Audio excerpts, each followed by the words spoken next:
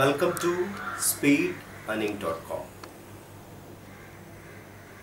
Today we shall discuss a right volume schedule for 3 months of training. Training के जो 3 महीने हैं इसमें एक सही शेड्यूल हम फॉलो करें अगर वॉल्यूम का तो कोई परेशानी नहीं है।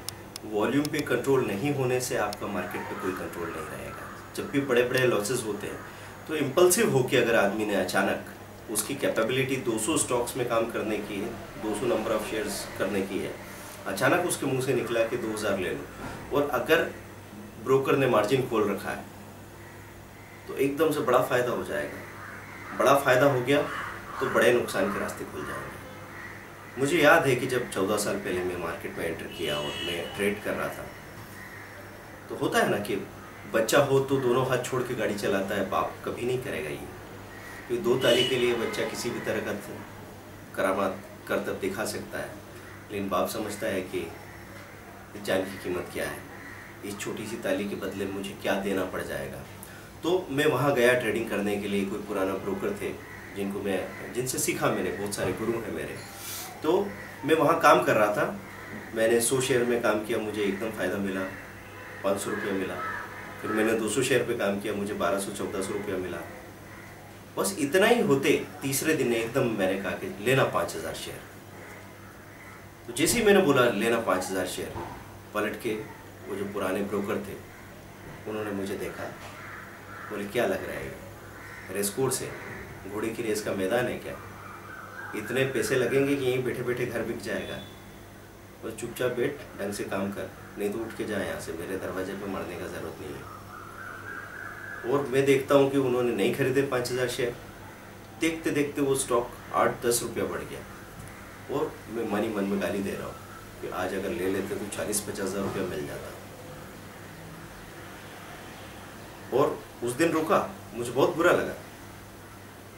2-3 दिन तक और मैं ये सोचता रहा, मैंने धारणा बना ली कि यार ये आदमी मुझे आगे बढ़ना नहीं देता, ये अपनी वाली चलाता है, अपनी अपनी बातें करता है, मैं कैलकुलेशन में सही हूँ, मानता नहीं है।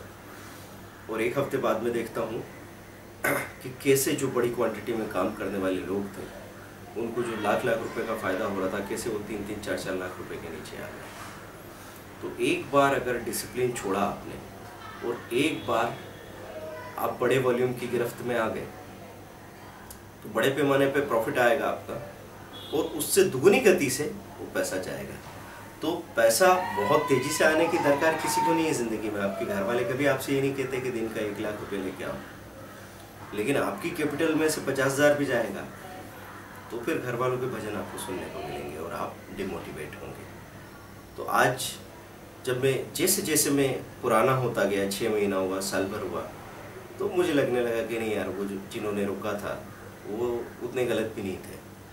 फिर 2 साल हुए, मुझे लगा कि नहीं वो सही थे, और आज 10 साल बाद तो मैं उनको सैल्यूट करता हूँ कि उनकी वजह से मैं जिंदा हूँ। तो वही बात मैं आपको यहाँ पे बताने जा रहा हूँ कि शुरू में जब आप आते हैं स्टॉक मार्केट की बात करूँ तो पहले 10,000 का ट्रेडिंग, मतलब आपकी 25-30 हज़ार रुपये का ट्रेडिंग मार्जिन हो सकता है कि आपने कैपिटल रखा हुआ है आपके अकाउंट में, और तो भी आप 10,000 रुपये की खरीदी करें, कोई प्रॉब्लम नहीं है। लोग ऐसा सोच के आते हैं कि भाई 30,000 तो मेरे ही है तो 30 तो मैं यूज़ करूँगा ही और फिर मार्जिन लूँगा ना, मार्जिन लाख रुपए का मिलेगा। मार्जिन प्रसाद नहीं है, डिपेंड करता है मार्केट कंडीशंस पे। आपके अंदर फ्लेक्सिबिलिटी होनी चाहिए। मार्केट कंडीशन क्लियर नहीं है तो अपनी कैपिटल भी पूरी यूज़ मत करो। मार्केट कंडीशन फेवरेबल है और आप अगर सीख गए हो ठीक ढंग से काम करना, अपने आप को डिसिप्लिन करना, तो आप 5 से 10 गुना लिमिट को भी यूज़ कीजिए, लेकिन उससे ज़्यादा तो फिर भी मैं नहीं कहूँगा कि आपको यूज़ करना चाहिए।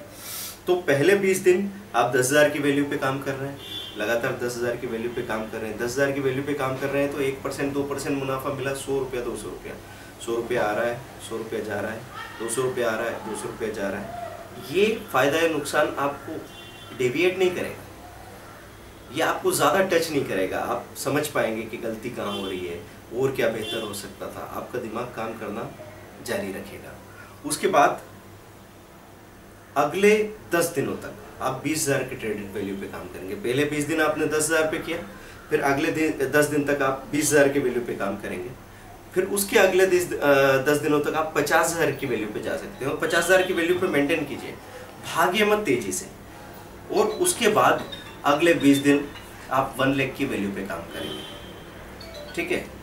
और फिर एक महीना आगे 2 लाख की वैल्यू है, और आखिरी 10 दिन आप 5 लाख की वैल्यू पे भी जा सकते हैं। 5 लाख की वैल्यू पे अगर आपको लगने लगे कि हाँ मैंने जो अब ये मैं आखिरी दौर में आपको 5 लाख की वैल्यू पे बात कर रहा हूँ, क्योंकि तब तक तो 2.5 महीना गुजर चुका है। 2.5 महीने में आपने कम से कम इतनी प्रॉफिट बना चुके हो कि 50,000 से ज़्यादा का मुनाफा आपके हाथ में हो, अगर आपने 500 रुपया रोज भी बनाया है। अब 50,000 से ज़्यादा का मुनाफा है और आप 5 लाख की वैल्यू पे काम कर रहे हैं, तो 5,000 रुपया प्लस 1%, 5,000 रुपया माइनस 1% स्टॉप लॉस लगाने की आपको आदत पड़ चुकी है।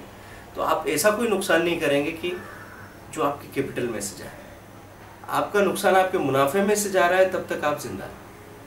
जब आपकी कैपिटल में से नुकसान जाने लगेगा तो फिर आप धीरे धीरे बाजार से बाहर जाने लगेंगे। तो ये कैपिटल वैल्यू के हिसाब से जो शेड्यूल मैंने बनाया है उसको फॉलो करना है।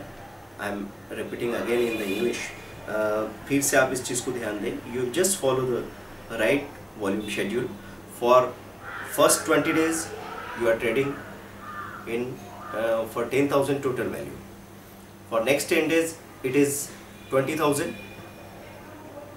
Then next 10 days it is 50,000. Then next 20 days it is 1 lakh.